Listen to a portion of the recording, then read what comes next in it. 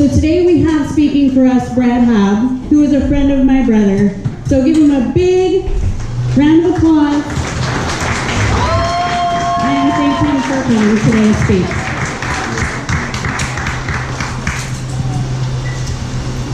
Can everybody hear me fine?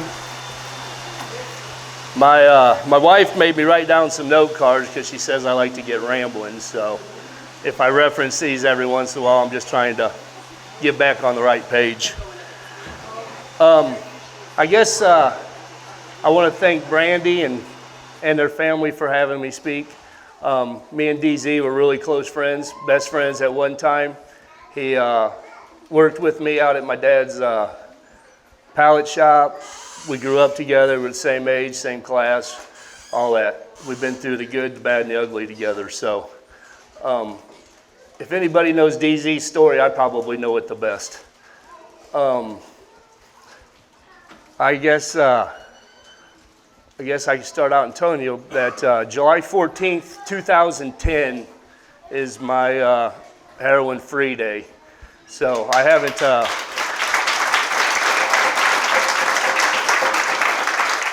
So I guess that's coming up on 8 years here in another month or so. As everybody probably knows, I'm Brad Haab. 38 years old, lived in Forest my whole life. I live in Fairbury now. Moved away one time to go to rehab in Alabama and stayed there for 4 years. Besides that, I've been around this area my whole life. Come from a really good family, have done nothing but support me throughout all these years. Unconditional love is what my family gave me, and I know you guys did the same. It's hard to have that when the conditions aren't conditional.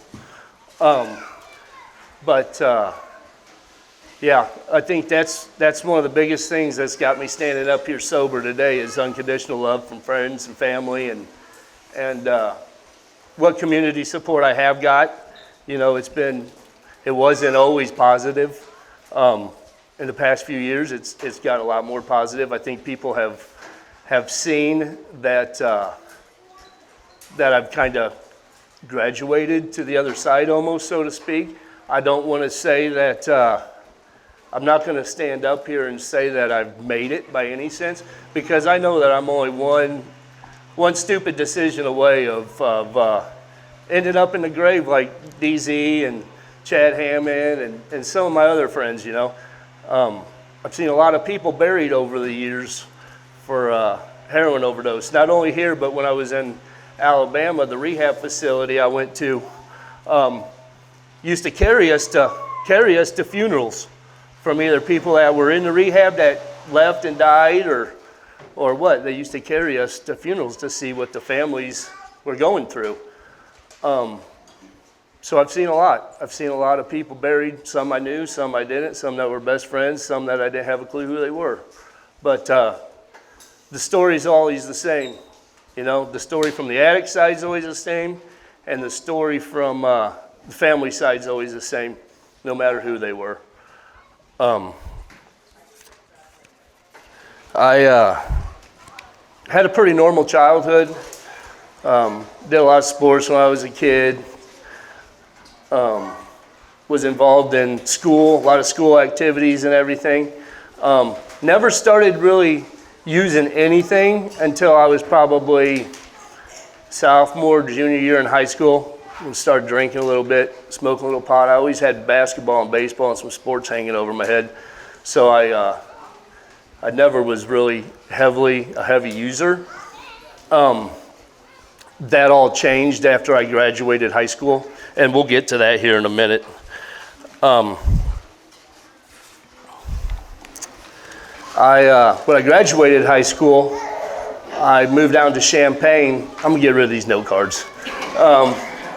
I moved down to Champaign and started living down there, and that was my first taste of freedom. Started smoking a lot of pot, drinking a lot, selling pot to make a little extra money, this, that, and the other. A lot of the same old stories start out the same way. when I moved home from Champaign when I was about 20 years old, that's a lot when me and DZ's friendship really took off. And we became really close. We were working together, we spent a lot of time together. Eventually, I was selling pot around this area, and eventually a couple of the guys that I was seeing weekly offered me, every week they would offer me heroin as their payments. Take this, I don't have the cash. Of course, knowing what I know now I know why they didn't have the cash, because they're heroin addicts. But they would want to trade me. Finally, one day I gave in. Okay. And it was as simple as that. And that led to every weekend, deliver my pot, get my other stuff. That's how it all started. And that's how it starts with a lot of people. You hear a lot of stuff like, don't try it once because you'll be hooked from the beginning. All them drug cliches. And for me, that wasn't the case. I tried to stay level-headed enough to, I tried to look at it like it was any other drug. I could smoke pot for a week and put it down for a month.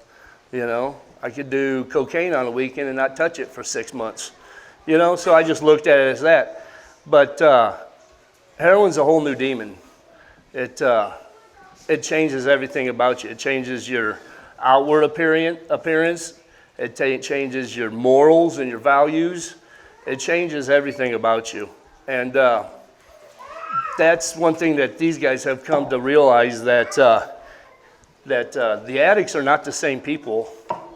You're just not the same person when you start actively using. You just become a nightmare. You become a nightmare to yourself. You become a nightmare to your family. It's just a whirlwind of trouble. And it's kind of hard to stand up here and talk about, because, I am clean and sober today, and there's people in here that have lost loved ones that couldn't quite get to where I am today. And for that, I'm truly sorry. It's upsetting to me, because I know, like DZ or Chad Hammond, I'm gonna reference them guys because those were my guys. But sometimes you just never know, because maybe all they needed was just that one more chance. They say a few statistics that I've heard over time is I do know that it takes an average of 7 to 10 times in rehab or getting clean and sober before a lot of recovering heroin addicts ever get it. Do they want it? Yeah, but before they get it, it takes that long sometimes. Me personally, I think I did 2 rehabs, 2 stays in jail, and then I finally got it.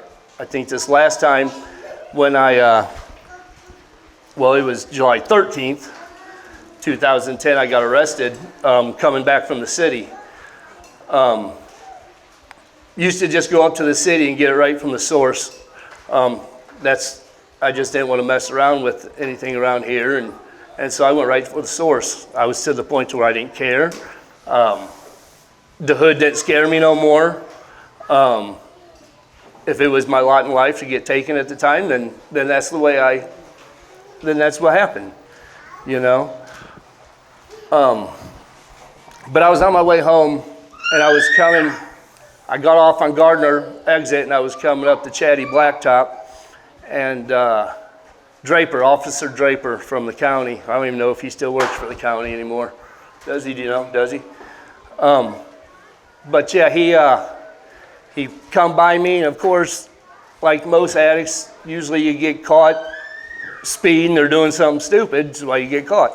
And I was speeding, and he come back over the hill, or we came over a hill, and so I took the first turn, like any drug addict would do, got rid of my stuff out the window, and went on. He caught back up to me about 4 or 5 miles later, pulled me over, did the old search thing, everything, didn't find nothing on me at all, because I got rid of it.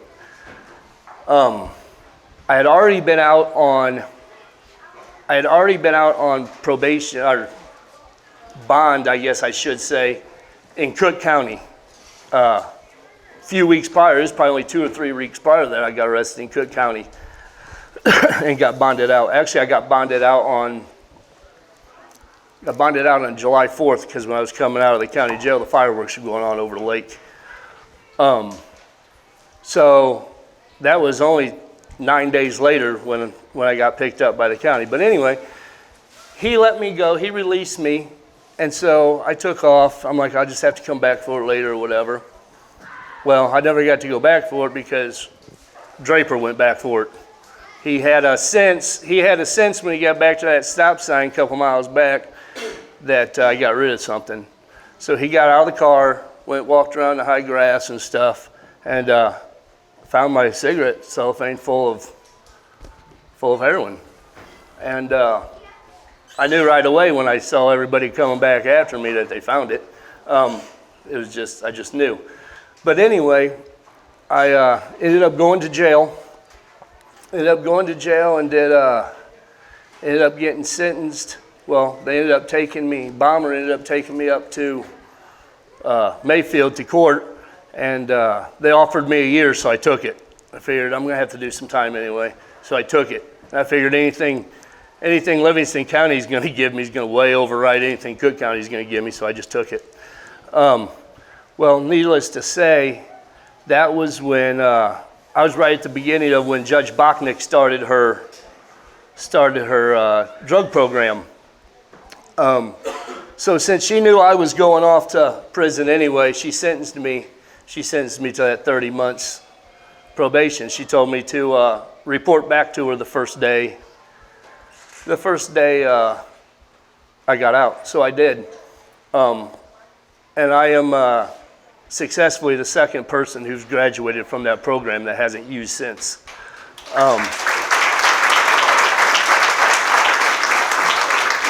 Becca Henshaw, which I don't even know if she's here. I know she comes every once in a while, but she's the first one, and she's still sober today too. So 8 years. So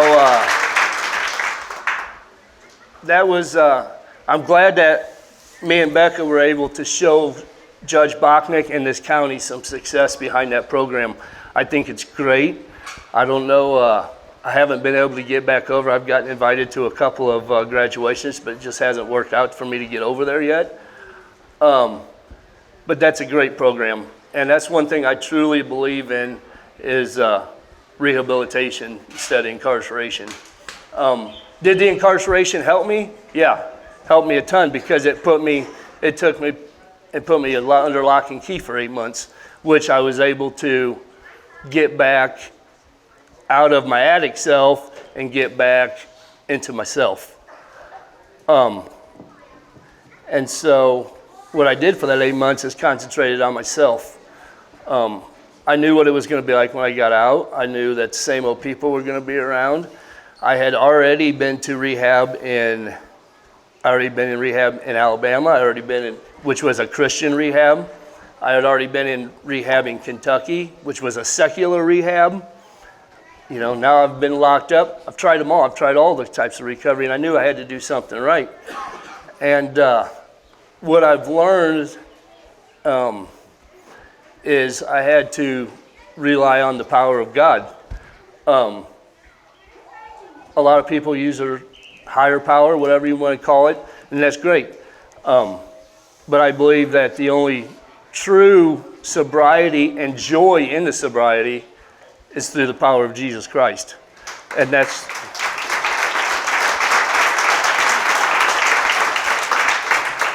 And I think there's another statistic out there that says that only 3% of people that get sober and relapse will ever stay sober and then get clean again, will ever stay sober for the rest of their life. And there's only 1% that will get clean the first time and never use again the rest of their life. It's a pretty powerful statistic, you know, kind of saddening.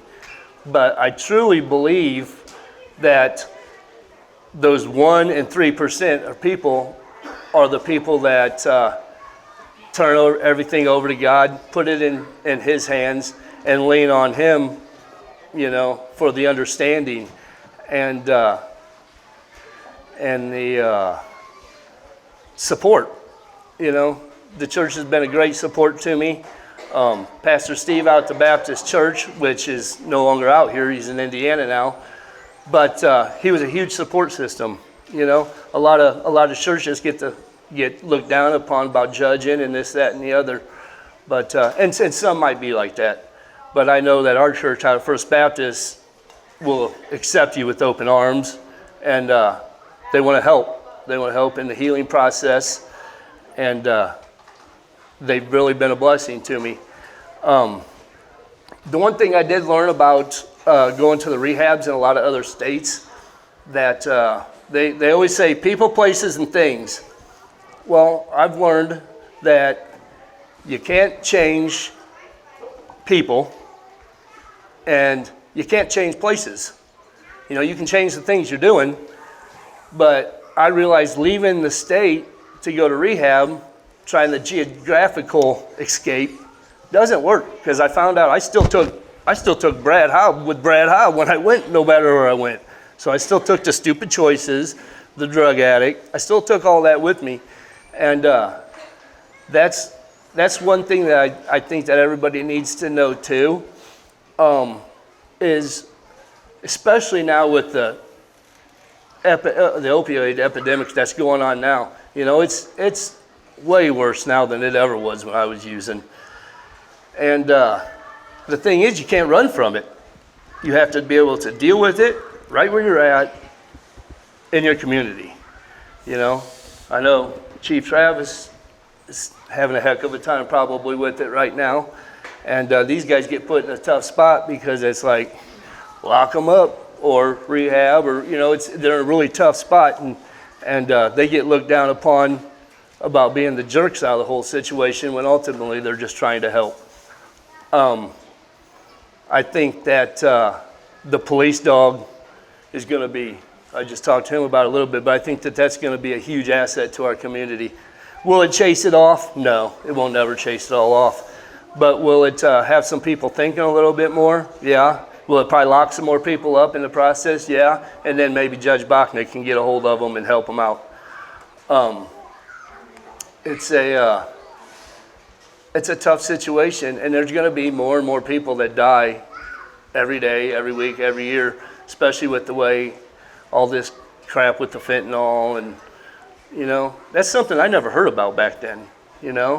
If you overdosed back when I was using it, it was because you got a hold of some good stuff. It wasn't because you got a hold of some bad stuff. That's the way I looked at it. And now it's just, the stuff's just awful. And it scares me. I stand up here today and it scares me. 7 years ago, I would have thought, yeah, that's the stuff I want. And that's just not it's just not good. And I commend you guys for doing what you're doing and getting in the community for getting in the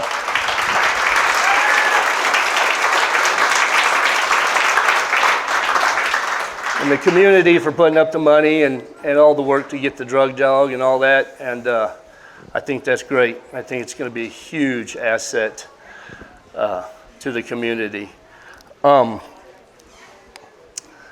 I guess also, I think that, like I said, I said it before, but staying plugged into church is probably the best thing that anybody can do. If you don't have a church family, or you're looking for a church family, or you're struggling in your life, get a hold of me, or come out to the First Baptist Church, or look around. There's resources out there. I know Brandy's got a whole list of resources that she uses, and I know that she's been associated with Tim Ryan. If somebody in your family needs rehab, get a hold of Brandy. She'll get you in touch with who you need to get in touch with. I think that it's just tough. It's tough for me to stand up here, and I wasn't sure if I even wanted to speak yet. I've spoken at a few different places, but I thought that it was the least I could do for DZ's family, and I'm honored that you guys asked me to do it. I felt like the last few years I've kind of been ready to speak a little bit more. I know a lot of people don't want to speak because they always hold on to the reservation that they might not be clean and sober the rest of their life. I've had to, and in a lot of cases it's true. And so don't ever take to heart that nobody wants to speak at your events because they just don't want to. They want to, they're scared. You know, and I talked to Brandy a little bit about that, about somebody earlier. But the way I look at it is, I know that they say you're not supposed to say that you're like fully recovered ever, but I have to look at myself like I'm a fully recovered addict. Because if I'm not, if I'm an addict and I'm always an addict and I'm always going to be an addict, well, if I tell myself that, well, then what the heck am I going to be? I'm going to be an addict, you know? So I do consider myself recovered. Do I consider myself safe? I mean, no. I still have to make my own decisions and walk the right path.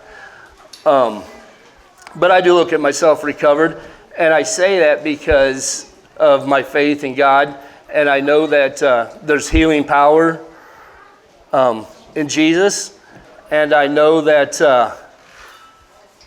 He has helped restore me to everything that I am today, you know, and I think, and I say it time and time again, but I think just being plugged into a church is probably the best thing that you can do. And I know people like the IHR folks back here and stuff, that's kind of, you know, they can hear that, but I know it's probably kind of hard because I'm sure being on a state level, they can't really like preach that in their classes and stuff. But I know that they can help direct people to the right people or to the right resources to get their help. I miss DZ every day. You know, I think about him a lot. I stand across, well, now that we've had our fire, I used to stand, it's a different building now, but I used to stand across some of the same tables or drive around on the same forklifts as he did, and it makes me think about him. It just brings back a lot of memories. You know, I could probably stand up here and tell stories and stories and stories till the sun went down tonight about things I've done, things I've been through. But everybody knows that story. And, you know, the lying, the cheating, you know, the abuse on the parents and the family.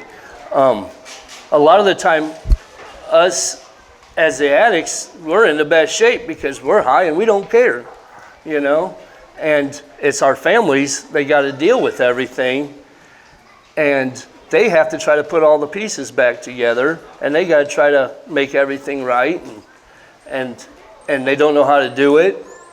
And even like DZ's family, they still probably, I know they've learned a lot, but they still probably don't understand the full extent of everything. Some of the people at IHR, you know, they've never lived some of that stuff. It's hard for them to wrap their head all the way around everything because it's hard because they've never walked in those shoes.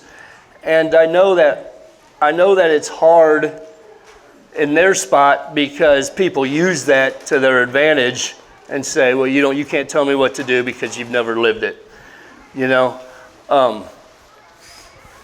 But they've been around it enough and they have the knowledge, you know, not only the book knowledge from school, but from talking to people like me who are very informative to them. And I think they do a great job over there too. Did I like going over there and doing all my meetings? No. But it was for the right reason, you know. So I guess in closing, all I really want to say is if anybody needs anybody to talk to, I'm available. I'm always available, whether it's the addict, whether it's a mother, whether it's a father, brother, sister, niece or nephew. You know, DZ had a lot of nephews that really looked up to him. If anybody ever needs anybody to talk to, I'm always available. I work for my old man, so even if I have to leave work for an hour or something to go talk to somebody, I'll do it. That's way more important to me than anything else. If anybody don't know how to get into a church family or is nervous about it and wants somebody to talk to, I'm always available. Or you can go walk in out at First Baptist and Pastor Darrell will talk to you guys or whoever. I think that the biggest thing is a support system. Now, I've been talking a lot about my church, but family. You know, I got family here that I never even invited today. You know, they just showed up. They knew I was talking, so they just showed up. I didn't ask for that, you know. Here I am, almost 8 years clean, and they're still showing up for me. You know, my wife was my girlfriend at the time, is a huge support system to me. I treated her like dog crap, you know, stole from her, just talked down to her, lied to her. She never gave up on me. And when I got out, you know, we started living the life that we should have been living. And today is actually our anniversary, 6 years today. So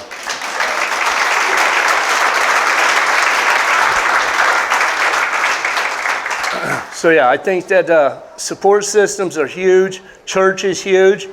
And I think unconditional love. I think it's easy for family to beat up on the addicts, but I think unconditional love and support through whatever they're going through is probably the most positive thing. I'm not saying that you shouldn't get angry with them or mad at them or tell them how you feel, but it needs to happen in a loving way. That they know that they know you're pissed at them, but they know that you still support them. You know what I mean? So yeah, I just want to thank Brandy for putting this together. I think it's great. I think it almost gives DZ some more, even though he's not here, it gives him some purpose. Gives the family some purpose, probably a little bit of more closure. And I really appreciate it. It's good to see that it grows every year. It's good to see that we got some good weather today, finally. I know the last couple of years have been a little bit shady, but yeah, I just want to thank everybody for listening to me and opening up their arms and their hearts to hearing me today. With that, I'll close, but I do want to open it up. If anybody has any questions, I would love to answer them. If nobody has any questions and wants to pull me off to the side later, they're more than welcome to. But real quick, I want to open it up, and if anybody has anything to ask me about anything, let's hear it. I did not. There was a couple of times where I used and woke up about 16 hours later. I guess you could probably technically say it was an overdose, but I never died from it. There was. Okay. Did I ever overdose? No, I didn't. That's the answer. Was I close? Yeah, a few times. There was one time where I used a bunch in the evening, and I was actually laying in the bed and was basically convulsing, I would say. I was shaking and couldn't control it. And I think it was my body's way of trying to fight off the substance that I had in me. And I was real close to calling the ambulance myself that night because I think that's what was going on. But somehow I pulled it back together. Or my body pulled it back together, I guess I should say. So no, have I witnessed it? Yes. I've witnessed DZ. I witnessed Nathan Mashburn. Had to give him CPR. I'm sure he wouldn't mind me saying that. But yeah, he did one time. I had to throw him on the floor and give him CPR, and was able to bring him back, and he never ended up going to the hospital or nothing. But yeah, it's a scary sight. It's a scary sight to know that there's to watch somebody end up to use and literally seconds later end up on the floor. It's a sad sight. And I'm glad that I never crossed that bridge. Yes? What are the signs of someone that doesn't have? What are the signs that somebody's using? Well, with heroin, now you're putting me on the spot. Weight loss. Weight loss is a huge thing. I went into jail at 170 pounds. Today I'm at about 220. When I came out of jail, I was at 260. So in 8 months, I put on 90 pounds when I got clean and sober. And everything that I try to lose now is for the right reasons. I just can't do it. But that's a whole different. The family knows the look. We always say, Yeah. Yep. Tired, sleeping. Yep. And that's one thing, but there's a lot of different stuff that comes with the tired and the sleepy. There's a tired and a sleepy, but then there's a nodding out. You know what I'm saying? When somebody just slept 12 hours and they've only worked 4 hours during the day and they're nodding out, they're not tired, I'm sorry. But, not wanting to come around family is a big thing. If you're a very family-oriented family, and all of a sudden they just don't want to come around and they're just real secluded and stuff, and they never were. I know some people are like that, so you can't really say that's a sign for them, but just a total change in behavior. Your attitude's going to change, you know. I try not to swear much these days. If I start swearing like a sailor and my attitude got awful again, I start snapping at everybody, that's a huge sign. Disappearing for hours at a time and then not having an explanation on where they're at. Paycheck's a big thing. You know, I work for a family-owned business and I make decent money. I go through it like the person that made the least in the company. You know, it's if they don't have their paycheck with them on Sunday, if they still don't have money left on Sunday and they got paid on Friday, there's an issue. There's an issue going on, and it probably isn't because they're 3 months behind in their mortgage payment either. But yeah, I have things today. I have things today that I would never have. You know, not only my wife, but I was able to buy a ring to put on her finger. We live in a beautiful house now. We have a decent car. Those are all things that, and I'm not standing up here like gloating by any means, but if I was a heroin addict, all that stuff would be the first stuff gone, you know. I lost plenty of cars, you know. The county's made plenty of money off a couple of my vehicles, you know. That's just something that you really you won't have if you're an addict. You won't have money, and there won't be no explanation on where it went either. Go ahead. Hey, how do you deal with stress today? What are your coping skills and how important is that to you? How do I deal with stress and how do I cope with the stress? So a lot of times it comes out at my kids. My wife and my kids get hollered at sometimes, and it gets out of hand sometimes just because I get frustrated. Prayer, the power of prayer. You know, it all goes back to church. Sometimes if I'm having a stressful week and I go to church on Sunday, you know, sometimes I'll come home Sunday afternoon and it's all taken care of. The power of prayer is big time. Sleep, I get regular sleep. I'm in bed within a half an hour to an hour of the same time every day, and I wake up the same time every morning. I think sleep's a big thing that handles the stress. I try not to put myself in too many stressful situations. I help my dad run his business, and I do a lot of the hiring and the firing, and it can. We're in the process of. I'm in the process of trying to do more and more out there, so that can be extremely stressful. I deal with it. I just deal with it. I put one foot in front of the other. I just look at it as this stress that I deal with today is a far cry from what I used to deal with. It's a far cry from what anybody else deals with. I talk to my wife about it.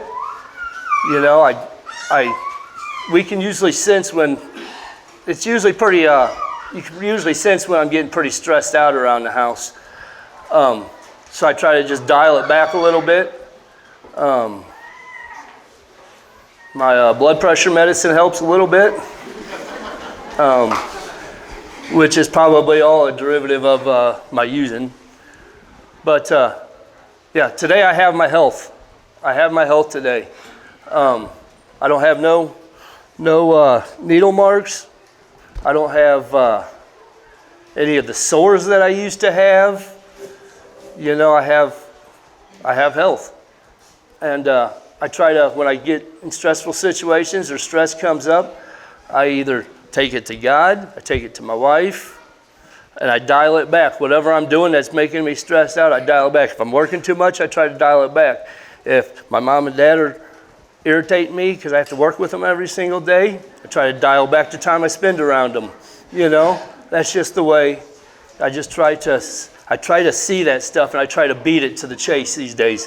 After years and years of using, and then years of sobriety, that stuff comes real simple. You just gotta keep an eye out for it. Okay. Any other questions?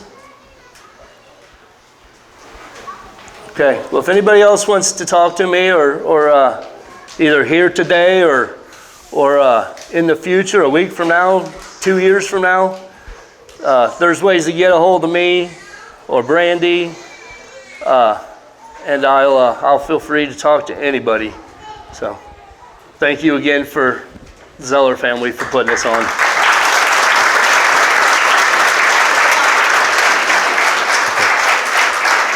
Thank you. Yep, thank you. Great. Yep. All right, let's hear it for Brad.